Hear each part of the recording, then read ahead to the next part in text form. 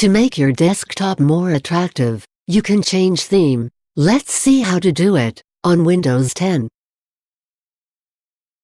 Right-click on Desktop. Click on Personalize. Click on Themes, presented left side of the window. Click on Theme Settings. Click on any theme to apply, and close the window.